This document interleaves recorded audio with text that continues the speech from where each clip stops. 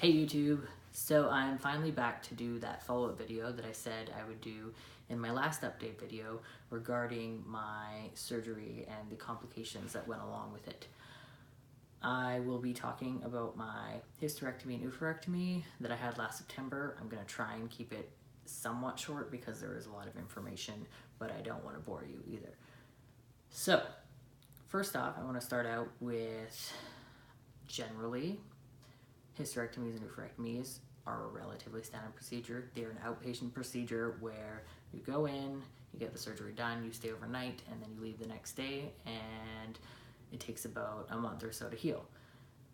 My situation, pretty much the same, except for the month healing process, which ended up taking around 2 months or so because I ended up with a really bad infection. So, following my surgery, about a week after, I had this really bad pain. It was like bordering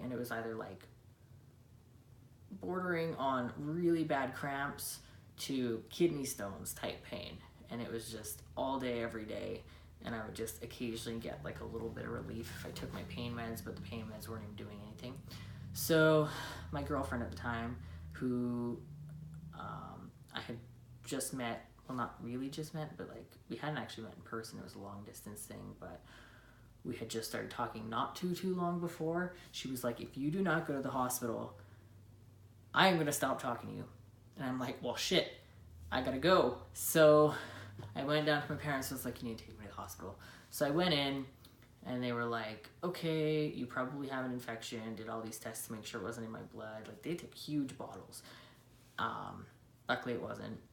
So they admitted me and were like, all right, we're probably going to keep you for a couple days and give you some IV antibiotics and we'll have you on your way. I'm like, great. I definitely wanted to have it fixed because that pain was not fun. So after a couple days, they were like, we're not really sure what it is. So they wanted to do some cultures on the fluid that was happening because I had a hematoma and like some free fluid happening. So they're like, all right, we're going to put in a drain. This was probably the second worst part of my stay in the hospital. So they take me down to the CT machine. They put this grid like on my butt and they put this drain in like right below my lower back on the right hand side. And what they do is they inject lidocaine with like a big needle and then they put this drain in. But they gave me, of course, some medication to help numb things, or not numb things, but like make it so I didn't really know what was going on. So they gave me a dose of fentanyl and something else, and then I was waiting for it to take effect, and they're like, you're not feeling this at all, are you? I'm like, nope. So they gave me another dose of fentanyl, still nothing. I have a really high pain tolerance. Thank God I have that too, but a really high tolerance for medications. So I was already at that point on hydromorphone, Tylenol extra strength, and ibuprofen extra strength. And ibuprofen, maybe Advil. Anyway, all the extra strength things on top of all these drugs, and I'm still not feeling anything. So I'm like, well, all right. They're like, but they had to do it anyway, so they just went ahead and did it. So I'm like holding on to the table, trying not to move because you can't move in a CT if they're doing things. Anyway, so they stick this drain in. That sucked. I had that for a few days until it started clotting, and they were like, okay, something's up here. And my nurse was like, well, maybe we can take it out because it didn't seem to be doing anything, obviously, if it wasn't draining anything anymore. So she went and talked to the doctor. Meanwhile, I started having bleeding. Now, when I had my surgery done, they didn't do laparoscopically and they didn't do the large incision across the stomach or the lower abdomen. They did all internally so I wouldn't have any scarring. But the infection had eaten the sutures, which we only found out later on. But I had started bleeding and they're like, all right, we're going to take out this drain because your body is evacuating the fluid naturally. My nurse wasn't convinced. Thank God she was super persistent with the doctors and was like, no, something's wrong. And like a couple hours into this, I started passing blood clots the size of baseballs.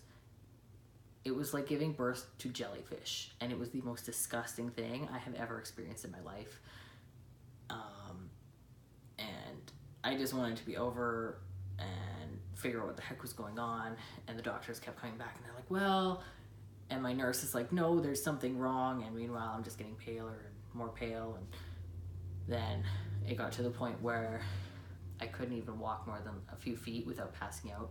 My dad, thank God, rescued me the first time this happened. My nurse, of course, warned me. She's just like, are you feeling lightheaded at all? This was when I was in bed. I'm like, no. And she's like, I'm surprised. Like, you've been losing a lot of blood. I'm like, oh, no, I'm totally fine. Got up to go to the bathroom at one point, started coming back, and like 4 feet from my bed, everything just started going black. And I'm like, oh, shit. My dad was luckily there. And I'm like, Dad, you need to help me right now.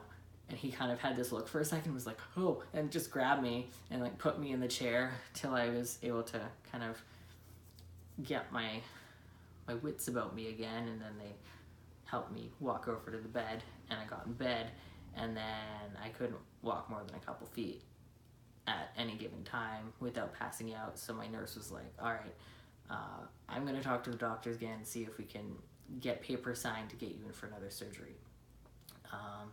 And then she ended up switching off with another nurse who walked in and was like, oh, you look like Casper the Ghost. Just don't say boo in the night, okay? And I was literally a ghost. Like, the color, you know, when you poke your hand or whatever and it gets that white color, that was the color of me. Like, I was just entirely that color. They did eventually get me in for the second surgery at about 12 o'clock at night. They had to call people in to come do this surgery. And it only took a couple hours or so, and then I was back in my room, and I had yet another drain. So, if any of you have ever had a drain before, when they take that thing out, luckily I only had it for like a day, but they take it out, it feels like they're like pulling your guts out with it.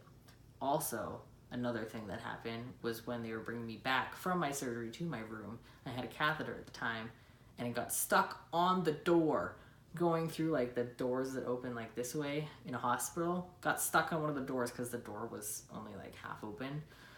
Oh my God. If I wasn't hopped up on medication at that point, it would have been so bad. Luckily, it was okay, and the guy felt so bad, and I felt bad because he felt bad. But anyway, it all ended up okay. I got all the hematoma stuff out. They released me a couple days later, and it took about a month and a bit to heal. They gave me 2 weeks of antibiotics, and that was pretty much it. Like, I didn't really have much pain after the first week, but I was just exhausted all the time. My friend came over a few days later and was like, oh my God, you look like a vampire. It's like, yeah, I'm not surprised. I had lost probably 20 pounds, but I was healed up enough in a month-ish, and I was able to go meet my girlfriend finally. And after that, I've had no troubles at all. And yeah, so that's about all I have for this video. I'm hoping it's not too long, and I hope that helped anybody who had any questions. If you have any more questions, please drop them in the comments below.